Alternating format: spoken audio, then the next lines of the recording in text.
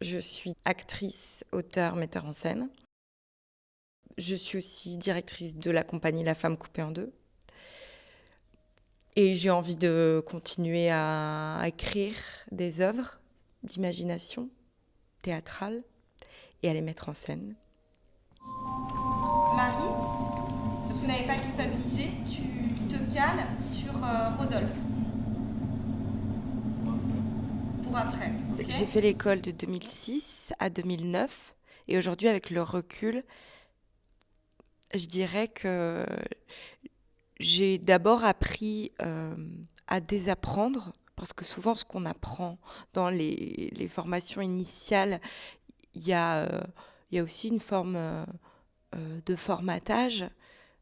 Et donc, mais c'est pas grave, mais il faut apprendre à désapprendre tout le temps. De toute manière, même après, quand on travaille et quand on rencontre d'autres metteurs en scène, d'autres regards, l'important c'est de comprendre au plus vite la langue de l'autre, la langue d'un auteur et la vision d'un artiste. C'est ça, exactement. Prête? Alors je lis. L'exploitant affirme que tu ne peux pas faire la différence entre quelqu'un qui a lu à la recherche du Disons que confirme l'école, ou quelqu'un qui a lu à la recherche du conservateur Smollett. c'est une phrase que disait l'ancien directeur, mais c'est aussi une phrase que dit Christophe Rauque, et que peuvent dire tous les directeurs de théâtre qui ont aussi en charge de s'occuper d'une école. C'est les élèves qui la font. Alors après, il y a des cours, on rencontre des gens, mais le groupe donne le tempo et l'humeur d'une formation. C'est en ça que faire un groupe, c'est important, je crois, et pas que rassembler des individualités. Et je crois que c'est la force de l'École du Nord. C'est que on comprend très très vite que notre, tout seul, on n'est pas grand-chose. Dans le théâtre, qui est un art vraiment où on a besoin voilà, déjà des gens pour nous regarder, mais aussi quelqu'un pour nous éclairer, un minimum, quoi. Donc il faut au moins être 3 pour faire du théâtre.